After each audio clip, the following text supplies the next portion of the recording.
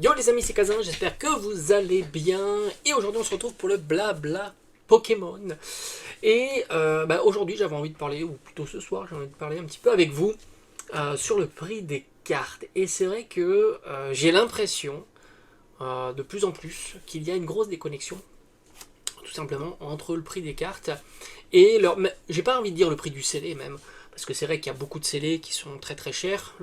D'ailleurs, lorsque la série n'est plus disponible, le scellé a tendance à s'apprécier. C'est logique parce que il y a de plus en plus de personnes qui font de la collection en scellé, qui n'existaient pas avant. Du moins, le scellé est beaucoup plus mis en avant maintenant qu'il y a quelques années. Moi, je t'assure, j'ai commencé à collectionner le scellé en 2015, donc j'ai un petit recul sur le scellé.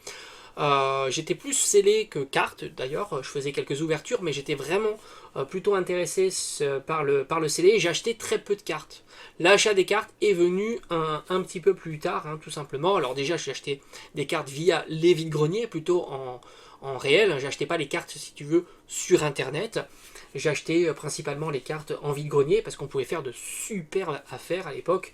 Franchement, en vide-grenier, jusqu'en pratiquement 2020-2021, il y avait des personnes qui cherchaient des cartes, mais c'était pas aussi intensif que maintenant. Maintenant, en vide-grenier, c'est vrai que c'est très très très compliqué. Mais même en 2019, je t'assure, quand j'ai réussi à mettre la main sur les classeurs que c'était avec la Star et les cartes, je crois que c'était Aquali, Dracofeu, Espèce Delta, etc. C'était en 2019 et je t'assure que le classeur il a été regardé avant moi. Je suis tombé je crois que c'était genre 9h, 9h30, le classeur avait déjà été fouillé, je crois que la personne avait 3 classeurs, il en a même vendu un qui était certainement un classeur de cartes récentes, mais les cartes anciennes, personne était intéressé, et pourtant c'était les 2 classeurs les plus intéressants du lot comparativement au 3e classeur, et je t'assure, j'étais loin d'être le premier, je l'ai vu d'ailleurs, des dits collectionneurs plutôt regarder et pas s'y intéresser du tout. Donc jusqu'en 2019-2020, c'était encore jouable, maintenant ça devient très très compliqué. Et c'est vrai que pour revenir à ça, c'est que les cartes en ce moment sont très déconnectées.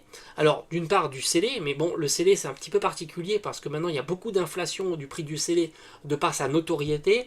Alors il y a aussi la part investissement, on sait que le scellé, c'est compliqué d'avoir un scellé qui diminue de prix quand tu l'achètes au prix, on va dire, prix boutique. Avec le temps, franchement, essaie de trouver un item scellé que tu as pu acheter en prix boutique qui vaut moins cher 5 ans après, lorsqu'il a disparu des rayons, c'est assez compliqué. Et c'est pas du tout le cas justement des cartes. Parce que les cartes, elles font des swings. Parce qu'il n'y a pas un prix plancher à une carte. Il n'y a pas le prix boutique, comme on pourrait dire, à une carte. Mais c'est vrai que du coup, le scellé, quand il est plus disponible, c'est compliqué de tabler après sur enfin, de faire un parallèle avec sur les prix des cartes. Ça c'est clair, surtout depuis peu où le scellé, il y a un grand engouement entre la collection scellé, ceux qui veulent investir, ça prend des chemins et du coup le scellé est beaucoup plus sollicité. Et par conséquent, c'est toujours pareil, une question d'offre et de demande. Si la demande est très très très forte, et c'est ce qui se fait de plus en plus sur le scellé, et on voit ça sur tout le scellé. Les scellés anciens, les scellés récents, même le scellé là, assez récent encore, lorsqu'il disparaît, c'est très compliqué. On l'a vu même avec Paldea, qui est quand même pas une série hyper difficile à trouver. Donc c'est pas le booster qui intéresse, mais c'est bien la particularité d'un item scellé, par exemple le Dracofeu, la Pokébox Dracofeu, qui a été prise d'assaut alors par les collectionneurs de scellés, par ceux qui veulent ouvrir en ayant une belle carte promotionnelle qui est plus recherchée, mais aussi à ceux qui veulent faire une plus-value tout simplement par rapport à ces items. Et c'est vrai que donc du coup c'est compliqué, mais les cartes à l'intérieur des séries, elles ont tendance à énormément souffrir. Et pourquoi aussi? Parce que justement, beaucoup de gens se sont intéressés au scellé pour différentes raisons, ce qui fait qu'il y a moins de gens qui sont intéressés par les cartes en soi. Donc il y a une demande qui est moins forte vis-à-vis des cartes, et du coup, il y a quand même pas mal d'ouvertures. Ça aussi, quand même, faut le souligner, parce que y a au moins pas mal d'ouvertures. Alors, est-ce que c'est concentré dans peu de personnes, mais qui font beaucoup d'ouvertures? Ça, franchement, j'en sais rien.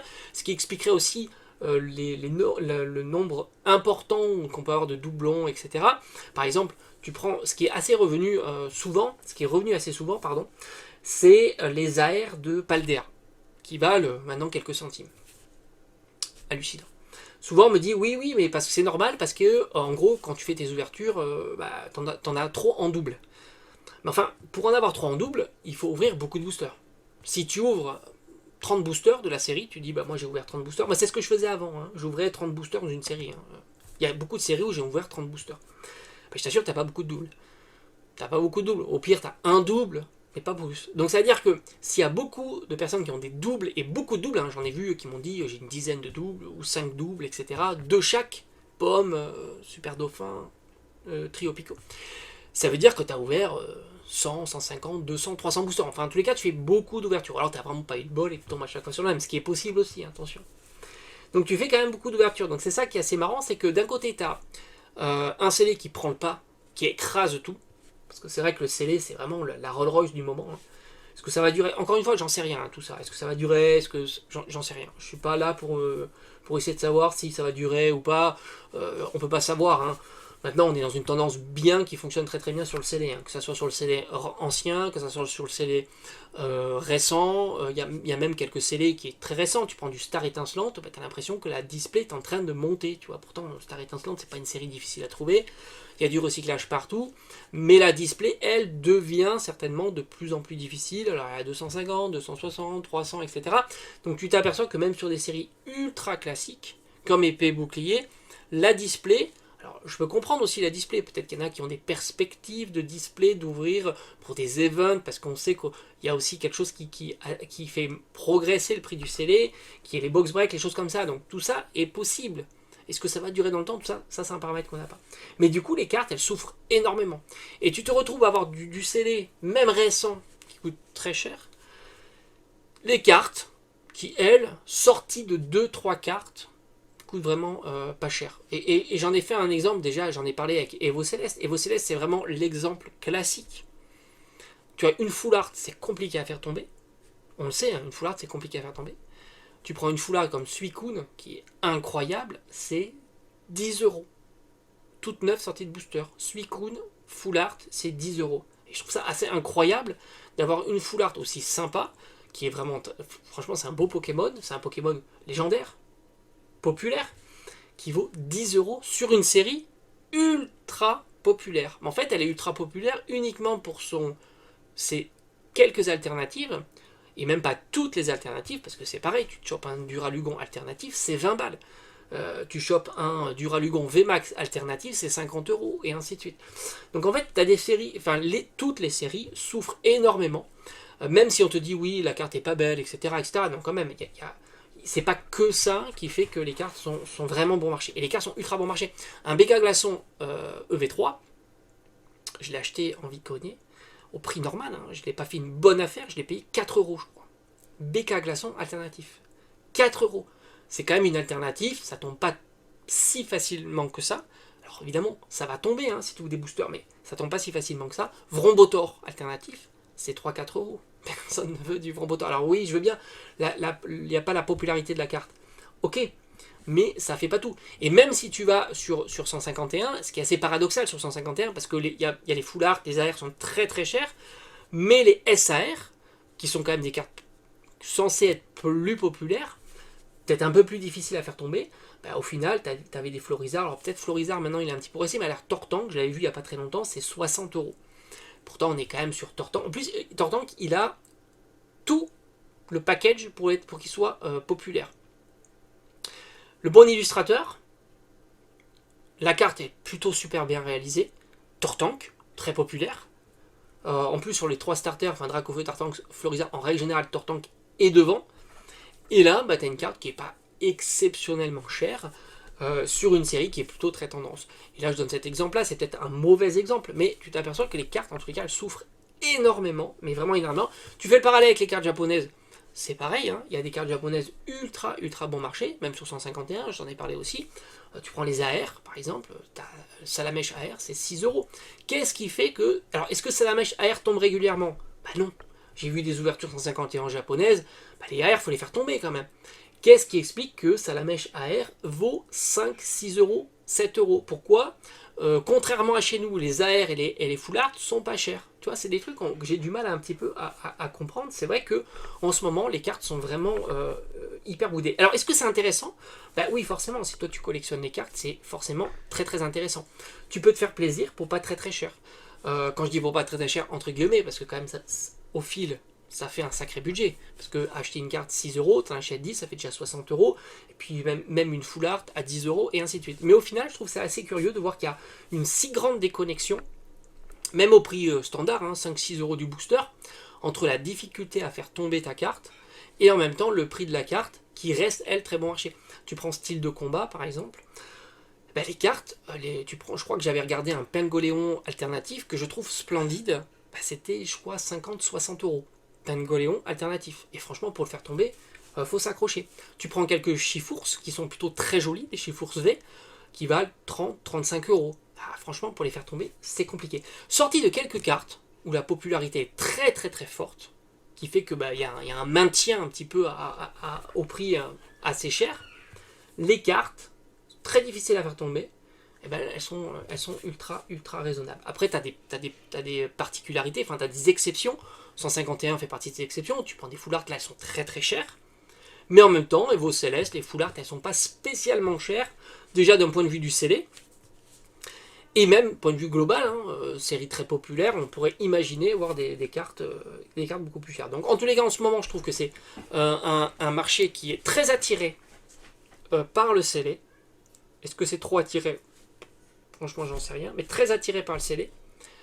Ce que je peux comprendre dans le sens où si tu veux collectionner des items Pokémon sans voir la valeur de ces items-là diminuer avec le temps, moi, ça je peux le comprendre, parce que certains, même s'ils n'ont pas une idée d'investissement ou de revente dans 5 ans ou à 10 ans, tu apprécies quand même d'avoir un objet que tu as acheté, je sais pas moi, à 30 euros, le voir progresser petit à petit. Ça fait toujours plaisir. Et pas l'inverse.